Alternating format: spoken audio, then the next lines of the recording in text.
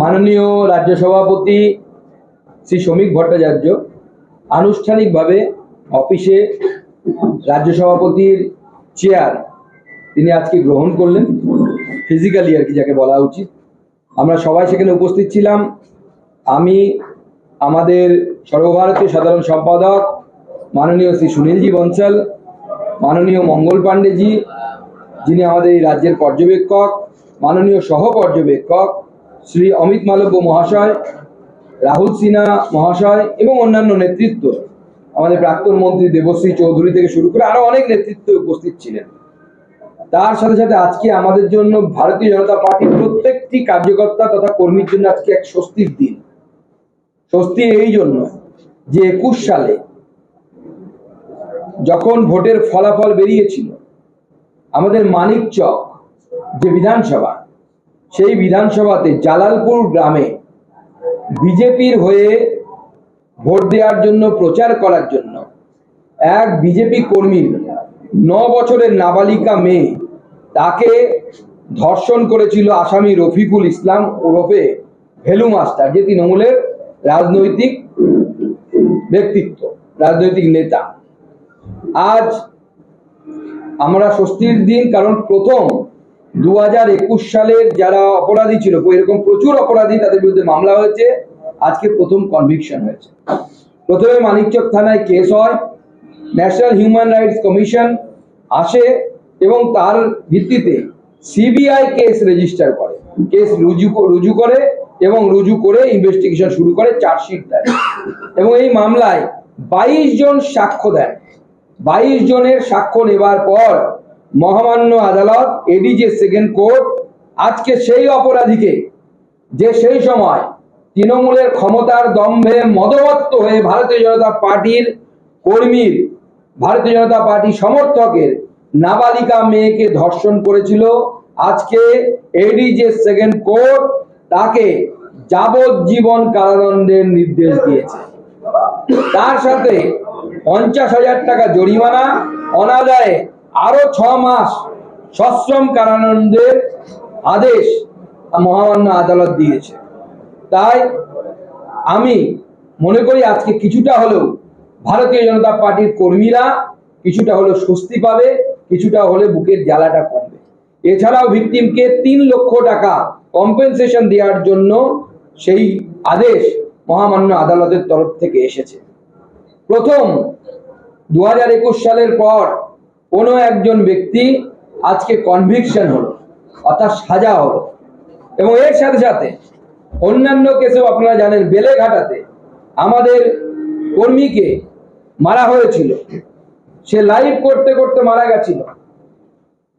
তার খুনের মামলায়, অভিজিৎ সরকারের খুনের মামলায় তৃণমূল কংগ্রেসের এমএলএ, সে পালিয়ে বেড়াচ্ছে নাকি এখন, পরেশ পাল, যে ইলিশ মেলা করে সে, এবং তার সাথে সাথে তৃণমূল কংগ্রেসের আরো অন্যান্য নেতা, তারা সিবিআই চার্জশিটে নামাঙ্কিত হয়েছেন, সিবিআই চার্জশিটে তাদের নাম এসেছে।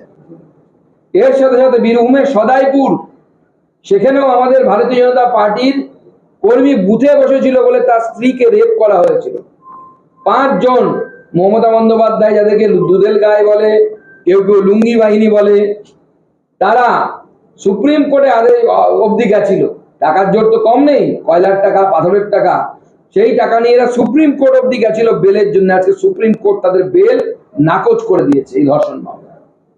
একটিতে সাজা হয়েছে, একটিতে চার্জশিট, এবং এরা এখনো জেলের ভেতর। সদাইপুর কাণ্ডের, অপরাধ কাণ্ডে যারা তৃণমূল কংগ্রেসের কর্মী, তৃণমূল কংগ্রেসের নেতৃত্ব, তারা জেলের ভেতরে আছে। আমার বিশ্বাস পরেশ পালও জেলের ভেতরে যাবে, এবং তৃণমূল কংগ্রেস এবং পুলিশ, সব থেকে ইম্পর্টেন্টলি পুলিশের যে সমস্ত ওসিরা গাফিলতি করেছিলেন, তারা জেলের ভেতরে যাবে। আদালত ঠিক যেমন মালদার কেসে, মানিকচকের কেসে যে সাজা দিয়েছে, জালালপুর কেসে যে সাজা দিয়েছে, যে যাবজ্জীবন কারাদণ্ড, সেই ধরনের কঠিন থেকে কঠিনতম সাজা আগামী দিনে তৃণমূল কংগ্রেসের কর্মীরা, নেতৃত্ব যারা অত্যাচার করেছিলেন 2021 সালে, তাদেরকে তার সম্মুখীন হতে হবে। আমরা চাই বিচার ব্যবস্থা এমন একটি ইনস্ট্যান্স তৈরি করুক, এমন একটি নিদর্শন তৈরি করুক, যে ভারতবর্ষের রাজনীতিতে, বিশেষ করে পশ্চিমবঙ্গের রাজনীতিতে, কোন রাজনৈতিক দল জেতার পর তার বিরোধীদের উপর অত্যাচার করার যেন আর সাহস না দেখায়, কেউ যেন সেই অপচেষ্টা না করে। আজকে আমাদের যে বুকের জ্বালা, যে জ্বালা নিয়ে 21 সাল থেকে আমরা লড়াই করছি, 21 সাল থেকে যে বাবা নিজের চোখের সামনে নিজের ধর্ষিতা মেয়েকে প্রতিদিন দেখেছে, সেই বাবার অন্তরটা কিছুটা হলেও শান্তি পেয়েছে বলে আমি মনে করি। এরপর যদি আপনাদের কোনো চিহ্নিত করে এদের সবাইকে ট্রান্সফার করবে দার্জিলিং, আমার তো মনে হচ্ছে এরপরে গোটা সেক্রেটারিয়েটটাই না ট্রান্সফার হয়ে দার্জিলিং চলে যায়। যখনই দেখা যায় কেউ নেতা আন্দোলন করছে সামনে থেকে, তার দার্জিলিং ট্রান্সফার করে দেয়। সিদ্দিকুল্লাহ চৌধুরী গতকালকে দেখা গেল যে তার গাড়িতে হামলা, তিনি নাকি এলাকায় জানি না কাজই করেন না, এই সমস্ত অভিযোগ উঠে আসছে। অন্যদিকে সংখ্যালঘুদের এই পেছনে এই সাইডে চলে যাওয়া ক্রমে সংখ্যালঘুদের কেবলমাত্র ভোট ব্যাংক এবং সিদ্দিকুল্লাহ চৌধুরীরাই কি তার জন্য দায়ী? দেখুন, সংখ্যালঘুদেরকে মাননীয় মুখ্যমন্ত্রী যেভাবে ধর্মীয় সুরসুরি দিয়ে তাদের ভোটের অপব্যবহার করছে, তাদের বেসিক ডেভেলপমেন্ট কিচ্ছু হয়নি। গতকাল আমাদের সভাপতি বলেছেন যে আমরা কি ধরনের চাই ডেভেলপমেন্ট। ভারতীয় জনতা পার্টির সরকার, নরেন্দ্র মোদীর সরকার প্রধানমন্ত্রী আবাস যোজনা দেওয়ার সময় দেখেননি কে হিন্দু কে মুসলিম। গ্যাসের কানেকশন, উজালা কানেকশন, বিনা পয়সায় গ্যাস কানেকশন দেওয়ার সময় ভারতীয় জনতা পার্টির সরকার দেখেনি যে কে হিন্দু কে মুসলিম। আমরা এই ডিমার্কেশনে বিশ্বাস করি না। আমরা বিশ্বাস করি আমরা সবাই ভারতীয় এবং সবাই ডেভেলপমেন্টের স্বাদ পাচ্ছে নরেন্দ্র মোদীর আমলে। নরেন্দ্র মোদীর তৈরি করা রাস্তা যখন 4 লেন দিয়ে যায়, আমাদের গাড়ি যখন যায়, তখন আমরা যেমন খুব আরামে সেখান দিয়ে যেতে পারি, সেই রকম কোনো মুসলিমও যায় তার উপর দিয়ে, কোনো খ্রিস্টান যাচ্ছে, শিখ বৌদ্ধ সবাই যাচ্ছে। Development of all, appeasement of নান। ভারতীয় জনতা পার্টি এই নীতিতে বিশ্বাস করে এবং সিদ্দিকুল্লাহ চৌধুরী এবং অন্যান্য এই ধরনের ইসলামিক ফান্ডামেন্টালিস্ট লিডার যারা আছে, যারা ইসলামিক উগ্র মানসিকতা, যারা মনে করে একটু মুড়ি আর বাতাসা খেয়ে কলকাতাকে অবরুদ্ধ করে দেওয়া যাবে, ভয় দেখানোর চেষ্টা করে যারা কথায় কথায় অন্য সম্প্রদায়ের মানুষকে, যে আমাদের এত জনসংখ্যা আছে, এত জনসংখ্যা দিয়ে আমরা আটকে দেব, এরা মুসলিম সমাজের শত্রু। এরা মুসলিম সমাজকে পিছিয়ে দিচ্ছে এবং ভারতবর্ষ তথা পশ্চিমবঙ্গের শত্রু। বলছি সিদ্দিকুল্লাহ চৌধুরীর বিরুদ্ধে অভিযোগ করা হচ্ছে, তার তো কোনো যুক্তি নেই। কারণ যে ঘটনা ঘটেছে তার যে এলাকায়, মানে অকারেন্স যেটা আর কি, অকারেন্স, প্লেস অফ অকারেন্স, সেটাকে সুরক্ষিত করে কলেজ চলতেই পারে, কিন্তু সমস্যা ওটা না। সমস্যাটা কলেজ খুললে পড়াবেটা কি? মনোজিৎ তো নেই, ও না থাকলে কলেজটা চালাবে কে? কে ফুল ফি, হাফ ফি, কার কি ডিগ্রি হবে, তাকে ইউনিয়ন নেমে ডেকে নিয়ে যাওয়া হবে, তাকে থাপ্পড় মারা হবে, কে করবে এগুলো মনোজিৎ না থাকলে? আমি মুখ্যমন্ত্রীকে অনুরোধ করবো মনোজিতের জায়গায় রিপ্লেসমেন্ট হিসেবে কাউকে পাঠানোর ব্যবস্থা করুন তাড়াতাড়ি, যিনি এই কাজগুলো করবে, ছাত্রীদেরকে ডেকে নিয়ে যাবে ইউনিয়ন রুমে। মাননীয় মুখ্যমন্ত্রী স্টকে অনেকে মনোজিতের মতো মেটেরিয়াল আছে, মাল মেটেরিয়াল আছে, তাদেরকে পাঠাবেন উনি নিশ্চয়ই। এমনটাই সন্দেহ করছে পুলিশও যে মনোজিতের মতো আরো কেউ আছে কিনা, কারণ পুলিশ এবার মনোজিতের নিয়োগের পাশাপাশি আর যারা ক্যাজুয়াল স্টাফ ওখানে নিয়োগ হয়েছেন তাদের সমস্ত তথ্য সংগ্রহ করছেন, অ্যাটেন্ডেন্স খতিয়ে দেখা হচ্ছে এবং নিয়োগপত্র খতিয়ে দেখা হচ্ছে অন্য যারা অস্থায়ী স্টাফ তাদের। দেখুন, পুলিশেরও দেখতে পাচ্ছি আমার মতোই মুখ্যমন্ত্রীর উপর কনফিডেন্স আছে বা আস্থা আছে যে মাননীয় মুখ্যমন্ত্রীর স্টকে এইরকম মনোজিতের মতো মাল মেটেরিয়াল বেশ কয়েকটি আছে। তো সেই জন্য হয়তো পুলিশ তদন্ত করছে, কারণ পুরো বিষয়টি একটি আমাদের রাষ্ট্রীয় স্তরে উঠে গেছে। কারণ আমাদের মাননীয় জেপি নাড্ডা সাহেব যে টিম পাঠিয়েছিল, সেই টিমের নিশ্চয়ই আপনারা বুঝতে পেরেছেন যে বার কাউন্সিল অফ ইন্ডিয়ার প্রেসিডেন্ট ছিলেন, তিনি ছিলেন, মীনাক্ষী লেখির মতো একজন স্বনামধন্যা অ্যাডভোকেট ছিলেন, এছাড়া পূর্বমন্ত্রী, পূর্ব ডিজিপি মুম্বাই সত্যপাল সিং ছিলেন। সব মিলিয়ে পুরো ব্যাপারটা এখন রাষ্ট্রীয় স্তরে আছে। তো সেই জন্য মনোজ বর্মা সাহেবও সম্ভবত ভয় পাচ্ছেন, উনি আমাদের সামনে যে কথা দিয়েছেন সেই কথা যদি না রাখতে পারেন তাহলে আমরা তো ছাড়বো না, আমরা তাকেও টানবো। আমার শেষ প্রশ্ন, মনোজিৎ মিশ্রা, দেখুন দুটোকে মেলাবেন না। ওখানে তৃণমূল সিদ্দিকুল্লাহকে মারছে, মানে চোর চোরকে মারছে, এখানে তো চোর উল্টো আমাদেরকে মারছে। সুকান্ত মজুমদারের মন্ত্রী থাকার পর প্রায় 1 বছর হতে চললো, 5 বছর পার করে 6 বছর সাংসদ আছে, আঙুল তুলে কেউ কথা বলেন। আমার ওখানে বিরোধী দলনেতারা, বিরোধী দলের লোকেরাও যারা আছেন, তারা সুকান্ত মজুমদারের বিরুদ্ধে করাপশনের অভিযোগ কেউ কোনো করতে পারেনি আজ পর্যন্ত, এবং আমার বিশ্বাস ভবিষ্যতেও কোনো করতে পারবে না। রাজ্য নেতারাও যারা আছে তাদেরও দম নেই যে সুকান্ত মজুমদারের আঙুল তুলে বলবে যে করাপশন করেছে। ওখানে তো সিদ্দিকুল্লাহ বাবুর বিরুদ্ধে মেন অভিযোগ হচ্ছে তার লোক নাকি চাঁদা তোলে, কাটমানি খায়, সে তো তৃণমূলের লোকেরাই বলছে। দুটোকে মেলাবেন না।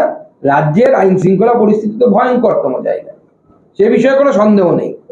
কেন্দ্রীয় সরকারের বাহিনী এলে পরে এখানে আইন শৃঙ্খলা পরিস্থিতি ঠিক থাকে, নচেত ভোট হয় না।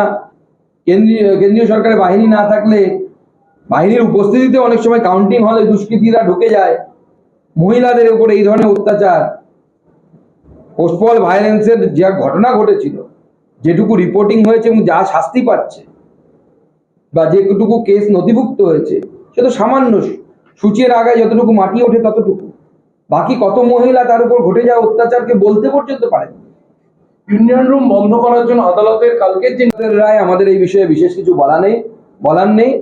আমরা আশা করব আদালত যেভাবে নির্দেশ দিচ্ছেন বা দেবেন সেটাকে ফলো করে সিবিআই কাজ করবে।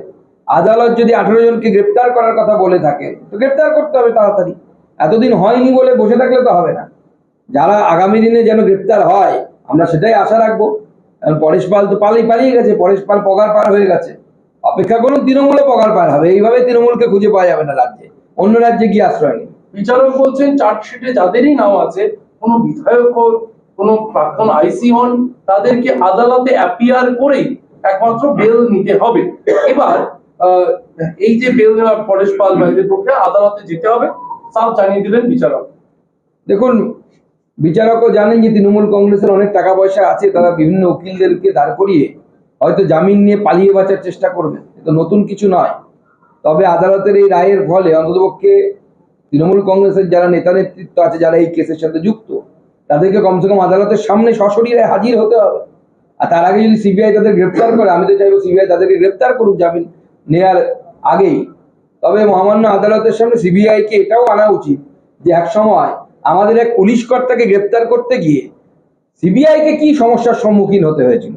তাহলে মহামান্য আদালতও বুঝতে পারবে যে এই রাজ্যে সংবিধান চলে না, সংবিধানের আইন চলে না। সবই বলছেন এই ঘটনায় কর্তা বিধাতা। বাকি তো সব কলেজে যেগুলো দেখছেন ওগুলো হচ্ছে casual staff, principal, vice principal যদি ওখানে ছিলেন না, ভাইস প্রিন্সিপালের চার্জে ছিলেন, এরা হচ্ছে ক্যাজুয়াল। আর ক্যাজুয়াল পোস্টে চাকরি করা মনোজিতই হচ্ছে সর্বময় কর্তা। মনোজিতই ঠিক করে দিত কে কি পড়বে, কার কি সাবজেক্ট, সমস্ত কিছু তো ওই করতো সব জায়গায়। উনি হচ্ছে আসল administrative officer of that law college, বাকি সব ফাও। কালীগঞ্জে বোমার হামলার ঘটনায় তামান্নার মা আজ বিকাশ ভট্টাচার্যের কাছে সমস্ত কাগজপত্র জমা দিয়ে গেছেন, হাইকোর্টে মামলা করার প্রস্তুতি নিচ্ছেন। এখন যেহেতু পুলিশ যথেষ্ট সক্রিয় নয় বলে তার অভিযোগ। দেখুন, পুলিশ তো সক্রিয় নয়, কারণ আমি যেদিন গেছিলাম তমন্না খাতুনের বাড়িতে ওর মা এবং ওর বাবা এবং অন্যান্য আত্মীয় স্বজনদের সাথে কথা বলতে, সেদিনই সকালবেলা 9খানা বোমা ওখান থেকে উদ্ধার হয়। তার আগে তমন্নার মা বহুবার বলেছে যেখানে বোম আছে আপনারা উদ্ধার করে নিয়ে যান, একবার চিরুনি তল্লাশি করুন। এবং স্থানীয় যারা মহিলা তারা সব নাম বলছিলেন, সবার নাম এই মুহূর্তে আমার মনে গাওয়াল বা বাওয়াল এরকম একজনের নাম বলছিলেন, যিনি মাস্টার মাইন্ড। বলছে ওদের বাচ্চারা 5 পার হলে পরে হাতে নাকি অস্ত্র ধরিয়ে দেওয়া হয়, বোমা দিয়ে খেলতে পাঠিয়ে দেওয়া হয়, এবং তাদের বাড়িতে বোমা, অস্ত্র, বন্দুক সমস্ত কিছু নাকি আছে। বলছে পুলিশও সব জানে। তো পুলিশ তো এখানে কিছু করছে না। আমরা তো চাইছি এনআইএ তদন্ত। যেহেতু বোমা মারা হয়েছিল, এ তো বিস্ফোরক কাণ্ডে পুলিশের উচিত এনআইএ কে ইনভলভ করা। এনআইএ ইনভলভ হলে পরে এই গাওয়াল বাওয়াল যারাই আছে তাদেরকে তুলে নিয়ে গিয়ে 2-4টে ট্রিটমেন্ট করলে পরেই ঠিক হয়ে যাবে। এ তো দিদির পুলিশ নয়, মোদির পুলিশ। সোমবার থেকে কসবা লোকেদের তো হিন্দু নাম নিয়ে বসে থাকার অন্তত পক্ষে দরকার নেই, ওপারে লাফ দিয়ে চলে গেলে ভালো হয়। ওপারে মিষ্টি আছে মনে করছেন উনি, আর এপার থেকে বলছেন মিষ্টিটা খুব ভালো, মিষ্টিটা খুব ভালো। তার থেকে লাভ দিয়ে বাবা মিষ্টি খাও না কেন, সুন্দর করে একটা বোরকা টোরকা পরে উনি ঘুরে বেড়াবেন, ভোটের প্রচার করবেন, কোনো অসুবিধা নেই। আমরা হাততালি দেবো। মনোবর্ষ বাংলাদেশের সঙ্গে ক্রিকেটের যে সম্পর্ক সেটা ছিন্ন করে দেওয়ার সিদ্ধান্ত নিয়েছে। বাংলাদেশের যে আবহ তৈরি হয়েছে তার পরিস্থিতি দেখুন, বাংলাদেশে ভয়ঙ্কর পরিস্থিতি, যেভাবে হিন্দু মহিলাদের উপর বিবস্ত্র করে অত্যাচার হচ্ছে, এই অত্যাচার মেনে নেওয়া যায় না। এবং আমরা শঙ্কিত এই জন্য যে বাংলাদেশে হিন্দু নিধন হয়েছিল, তখন মুর্শিদাবাদেও 2 জন হিন্দুকে কুপিয়ে মারা হলো এবং মহিলাদেরকে ধর্ষণের চেষ্টা করা হলো। এবার আবার বাংলাদেশকে দেখে অনুপ্রাণিত হয়ে তৃণমূল কংগ্রেসের যারা ভোটার বা তৃণমূল কংগ্রেসের যারা নেতা, তথাকথিত দুধেল গায়ে যাদের মুখ্যমন্ত্রী বলেন, তারা আবার বাংলার মহিলাদেরকে এইভাবে নগ্ন করে ছবি ভিডিও তুলবেন না তো? আমরা এটা নিয়ে চিন্তিত। সুকান্তবাবু, আপনি মন্ত্রী থাকাকালীন এনকোয়ারি হওয়া উচিত, নিরপেক্ষ এনকোয়ারি তদন্ত হওয়া উচিত। সিদ্দিকুল্লাহ চৌধুরী নিজে নিজে করেছেন নাকি সিদ্দিকুল্লাহ চৌধুরীকে কেউ করতে বলেছে, সেটা তদন্ত হওয়া উচিত। যদি সত্যি সিদ্দিকুল্লাহ চৌধুরীর ভাইয়েরা, মানে ক্লোজ এইড যারা, তারা যদি গিয়ে দাঙ্গা করে থাকে, বন্ধু বান্ধবরা, তার তো অত্যন্ত চিন্তার বিষয়। একজন মন্ত্রী, তা আবার গ্রন্থাগার মন্ত্রী, তাকে সে যদি দাঙ্গা করায়, তাহলে আর গ্রন্থাগার কোথায় থাকবে? বা পশ্চিমবঙ্গের সব গ্রন্থাগার তো নালন্দা বিশ্ববিদ্যালয় গ্রন্থাগার হয়ে যাবে, আগুন জ্বালিয়ে দেবে সব জায়গায়। কোচবিহারের তৃণমূল কর্মীকে গুলি করে খুনের ঘটনায় বিজেপি বিধায়ক সুকুমার রায়ের ভাইকে অ্যারেস্ট করা হয়েছে।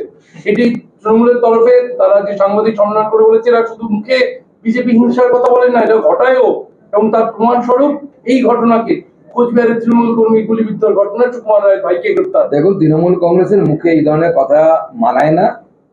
ওখানে পশ্চিমবঙ্গের one of the popular certified গুন্ডা আছে তৃণমূল কংগ্রেসের, তার নাম হচ্ছে উদয়ন গুহ।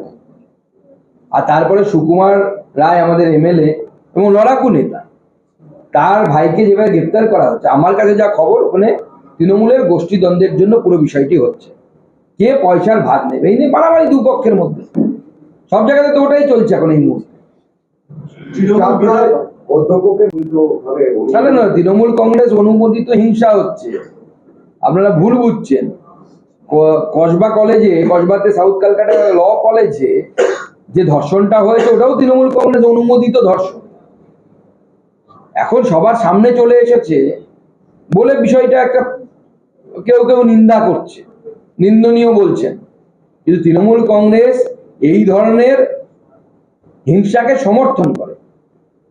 যে প্রিন্সিপালকে মারা হয়েছে, তিনি যেহেতু গভর্নমেন্ট সার্ভিসে আছেন, আমি চিনি তাকে ব্যক্তিগতভাবে, চিনি, আমার সাবজেক্টেরই লোক। তার সাথে একসময় আমার ফোনে কথাও হতো যখন আমি চাকরি করতাম গভর্নমেন্ট কলেজে। শুভাশিস পান্ডা সম্ভবত তার নাম। তাকে যেভাবে মারা হয়েছে, ওনার মতো একজন জ্ঞানী মানুষকে, উনি প্ল্যান্ট ট্যাক্সোনমির অন্যতম যারা ভালো কাজ করেন, গবেষণার কাজ করেন, সেরকম একজন ব্যক্তি, পড়া পাগল মানুষ, পড়াশুনো নিয়ে থাকেন, অন্য কিছুতে থাকেন, রাজনীতি অন্য কিছুতে তাকে দেখিনি আমরা কোনো। যেভাবে তাকে মারা হয়েছে এবং উনি ক্যামেরার সামনে হাউ হাউ করে কাঁদছেন, তো আমার মনে পড়ে যাচ্ছিল, আমি ডায়মন্ড হারবারে গেছিলাম, তখন আমার দিকে জুতো ছোড়া হয়েছিল, ঝাঁটা দেখানো হচ্ছিল, অশ্রাব্য ভাষায় গালিগালাজ। ওটা কোনো এক্সেপশন ছিল না, that is the rule of TMC.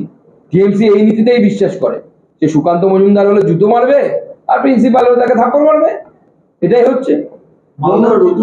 শিক্ষা দপ্তর এখনো পর্যন্ত কোন নির্দেশিকাও জারি করলো না ইউনিয়ন বন্ধ করার জন্য। তৃণমূলের তরফ থেকে অফিসিয়ালি বলা হচ্ছে যে এটা তো এমন নয় যে টেলিভিশনে ব্রেকিং নিউজ দেখলাম আর ইউনিয়ন গুলো পটপট করে আমরা বন্ধ করে দিলাম, আগে আমরা অর্ডার পাই, তারপর তো।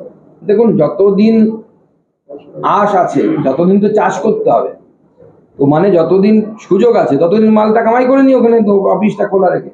আপনি যদি কাউন্টারই বন্ধ করে দিন, তো মাল কামাই কোথা থেকে হবে?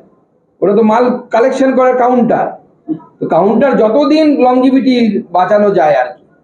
তো আদালতের আদেশ আসবে, আদেশ পড়বেন বাবুরা, তারপরে বুঝবেন, তর্জমা করবেন, তারপরে শেষে বলে এই ভাই একটু বন্ধ কর, কষ্ট করে কয়েকদিন পাশে টুল নিয়ে বস। এখন কাউন্টার থেকে হতো, এবার পাশে টুল নিয়ে বসে কামাই হবে। আপনারা এটাকে কিভাবে, মানে কেন্দ্রীয় শিক্ষা প্রতিমন্ত্রী এটা নিয়ে কোন ব্যবস্থা নেবেন কি? না না, আমরা তো দেখুন, শিক্ষা যেহেতু যৌথ তালিকায় বসে পরে, আমরা সরাসরি করে ব্যবস্থা নিতে পারবো না, আমাদের হাতে সেই সাংবিধানিক এখতিয়ার নেই। কোর্টকে, মহামান্য আদালতকে সেই ব্যবস্থা নিতে হবে যে আদালত অবমাননা হচ্ছে। আদালত তো একটা টাইম বেঁধে দিয়েছিলেন, সেই টাইমের মধ্যে যদি না হয়, আদালত অবমাননা, তার জন্য শিক্ষা সচিবকে কোর্ট ডেকে পাঠাবে, 2 দিন জেলে রাখবে, ঠিক হয়ে যাবে, সোজা হয়ে যাবে।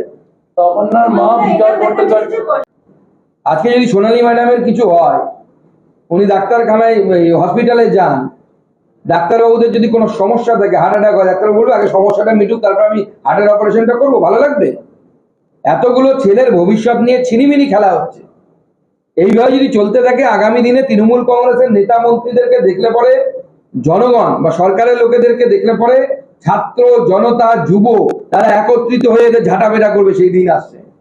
বাংলার অর্থনীতি সম্পূর্ণভাবে ভেঙে পড়েছে। গত কয়েকদিন আগে উত্তরবঙ্গের এক মা বাচ্চাকে খেতে না দিতে পারার জ্বালায় বাচ্চাকে নদীতে ছুঁড়ে ফেলে দিয়েছে। ঘর নেই, গর্ত খুঁড়ে তার মধ্যে থাকতে হচ্ছে। কোন জায়গায় পৌঁছে দিয়েছেন এই রাজ্যকে? গ্রামীণ অর্থনীতি সম্পূর্ণভাবে ভেঙে গেছে পশ্চিমবঙ্গে। রোজগার নেই, মানুষের হাতে কর্মসংস্থান নেই। গোটা দেশের মধ্যে যারা আইটি ইঞ্জিনিয়ার তারা সবথেকে কম পয়সায় মাইনে দিয়ে এখানে সবচেয়ে কলকাতায় চাকরি করে, নিউ টাউনে। একজন হায়দ্রাবাদে যত মাইনে পায় তার অর্ধেক মাইনেতে এখানে ছেলেমেয়েরা চাকরি করছে, কল সেন্টারে চাকরি করছে অর্ধেক মাইনেতে।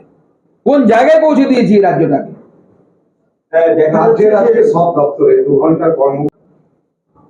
দেখুন, ভারতের আইন অত্যন্ত শক্তিশালী। গৃহমন্ত্রী অমিত শাহ যতদিন আছেন বলে ওনাকে যদি অপেক্ষা করতে হয় তাহলে আরো বহুদিন অপেক্ষা করতে হবে। তার কারণ হচ্ছে মাননীয় গৃহমন্ত্রী বর্তমানে অমিত শাহজি আমাদের আছেন, ভবিষ্যতেও থাকবেন। তার যদি কোথাও অন্য জায়গায় এলিভেশন হয় সেক্ষেত্রে যিনি আসবেন তিনি আরো বেশি করা হবে। তো সেই রিলিফ পাওয়ার কিন্তু কোনো জায়গা আমি আপাতত দেখতে পাচ্ছি না। আগামী 30 বছর কেন্দ্রে বিজেপি সরকার থাকবে এবং যারা এই ধরনের গর্হিত অপরাধ করেছে আমার ভাবতে অবাক লাগে। এরা নিজেদেরকে মানবিক বলেন, বাঙালি বলেন। আজকে বাঙালির স্বার্থ নিয়ে বড় বড় কথা বলেন। আমার শুধু একটা ছোট প্রশ্ন, যখন অভিজিৎ সরকারকে পিটিয়ে মারা হচ্ছিল, ইট দিয়ে থেতলে মারা হচ্ছিল, অভিজিৎ সরকারের রক্তটা বাঙালির রক্ত ছিল না? পরেশ পালের হাতে বা যারা পিটিয়ে মেরেছিল পরেশ পালের সাথে, তাদের হাতে যে রক্তটা লেগেছিল লাল, সেটা কি বাঙালির রক্ত নয়? নাকি তখন বাঙালি সব পিছনে চলে যায়, সামনে রাজনৈতিক স্বার্থ এবং রাজনৈতিক হিংসাটাই শুধু চলে আসে? বাঙালির রক্ত তো আপনারা ঝরাচ্ছেন, আপনারা বাঙালি বিদ্বেষী, আপনারা বাংলাকে সব থেকে পিছিয়ে দিচ্ছেন। যে কোনো জিনিসে কোনো একটা প্যারামিটার নিয়ে আসুন। এই লাস্ট 14-15 বছরের সরকার হতে চললো, কোন প্যারামিটারে বাংলাকে এগিয়ে নিয়ে গেছেন? চাল উৎপাদনে আমরা এক সময় প্রথম ছিলাম, এখন তৃতীয় চতুর্থের দিকে। হ্যাঁ, আমরা প্রথম হয়েছি নারী পাচারে, আমরা প্রথম হয়েছি 100 দিনের কাজ বেশি করাতে। 100 দিনের কাজ বেশি করা মানে এটা কোনো পজিটিভ ইন্ডিকেটর নয়। আপনার লোকের হাতে ভালো কাজ নেই বলে 100 দিনের কাজ তারা করার জন্য লাফিয়ে লাফিয়ে পড়ে। আমাদের এখানে মানুষকে অন্য রাজ্যে ধান পোতার কাজেও গিয়ে মরতে হয়েছে বর্ধমানের আদিবাসী মহিলাকে। এই ধরনের ঘটনাও ঘটেছে আমাদের পশ্চিমবঙ্গে। ওবিসি সংরক্ষণের যে জটিলতা, সেই জটিলতা কি বললেন তাদের বিজেপি কিছু যায় আসে না, ধর্তব্যের মধ্যে আনি না। এরা তো ল্যাম্প পোস্ট। মুখ্যমন্ত্রী কিছু বললে তখন আমরা কিছু বলবো। আর আমরা মা কালী মন্ত্র নিয়ে জয় মা কালী বলে আমরা নামতে চাই। মা কালী যেভাবে অসুর দমন করেছিল, এখন তৃণমূলের নাম হলে চারদিকে শুধু লাফিয়ে লাফিয়ে বাড়ছে। এই অসুরদের নিধন প্রয়োজন আছে, রাজনৈতিকভাবে এদের নিধন হবে। এটাকে don't take it word by word, এটা পলিটিক্যাল নিধন হবে এটা এদের, এবং আগামী দিনে এখানে রাম রাজত্ব প্রতিষ্ঠা হবে। ওই বলে না হাতির দাঁত দেখানোর কিছু হয় আর খাওয়ার কিছু হয়, এরা হচ্ছে সেই ধরনের যারা দেখায় একরকম ভেতরে অন্যরকম, এবং এটাই তৃণমূল কংগ্রেসের নীতি। মনোজিৎ হচ্ছে তৃণমূল কংগ্রেসের মতো রাজনৈতিক দলের একজন পারফেক্ট কর্মী এক্সাম্পল। তৃণমূল কংগ্রেসের কর্মীদের কেমন হওয়া উচিত তার যদি স্যালিয়েন্ট ফিচার আপনাদেরকে লিখতে হয়, শনাক্তকরণ বৈশিষ্ট্য, তাহলে মনোজিৎকে সামনে রেখে যা যা লিখবেন সব চলে আসে। ধন্যবাদ। মমতা বন্দ্যোপাধ্যায় কি চিঠি পাঠিয়েছেন আমার জানা নেই। আমার বিরুদ্ধে ব্যবস্থা নেওয়ার জন্য যদি চিঠি পাঠিয়ে থাকেন, আমি এটা বুঝতে পারছি না লাস্ট কিছু মাস ধরে মমতা বন্দ্যোপাধ্যায় কেন এত হাত ধুয়ে আমার পেছনে পড়েছে। ওনার আমাকে দেখতে পছন্দ হচ্ছে না, নাকি লড়াই করছিলাম রাস্তায় সেটা পছন্দ হচ্ছে না, যে কারণেই হোক, তবে ভালো লাগছে যে সুকান্ত মজুমদারকে মমতা বন্দ্যোপাধ্যায় বা তার লোকেরা ব্যবস্থা নেওয়ার কথা বলছে, মানে বন্দে মে হ্যাঁ দাম। চলুন, অভিজিৎ সরকার খুনের ঘটনা আপনি মালদার রতুয়া হচ্ছে মুসলিম অধ্যুষিত বিধানসভা। ওখানে তৃণমূল কংগ্রেসের যিনি বর্তমান বিধায়ক আছেন তিনি হচ্ছে হিন্দু বিধায়ক। আগামী দিনে ওখানে মুসলিমরা ঠিক করেছে যে আমরা হিন্দু বিধায়ক এখানে রাখতে দেব না, এই যে জন্য মারামারি হচ্ছে ওখানে। এবং সমরবাবু সম্ভবত ওখানে বিধায়ক আছে, অত্যন্ত সিনিয়র লিডার, আগামী দিনে ওনাকে টিকিট দেবে না তৃণমূল কংগ্রেস। সুভাষদা, সাবিত্রী মিত্র তিনি বলছেন ইসলাম ধর্ম তার পছন্দের ধর্ম, আমাদের পছন্দের ধর্ম, এবং হিন্দু ধর্মের প্রতি বেশ কিছু মন্তব্য করেছেন যেটা করা কথা নয়। সাবিত্রী আমরা মিত্র মুসলিমে আছি, বলছেন, মুসলিম ভালো। এটা নির্বাচন কমিশনের এখতিয়ার। তবে নির্বাচন কমিশনের মুড দেখে মনে হচ্ছে তৃণমূলের খারাপ সময় আসছে, এটা আমার অ্যাজাম্পশন। আমার কাছে ইনফরমেশন নেই, কিন্তু আমি যা দেখতে পাচ্ছি নির্বাচন কমিশন যে মুডে আছেন, তৃণমূল কংগ্রেসের আগামী দিনে খুব খারাপ সময় আসছে। ধন্যবাদ। Thank you.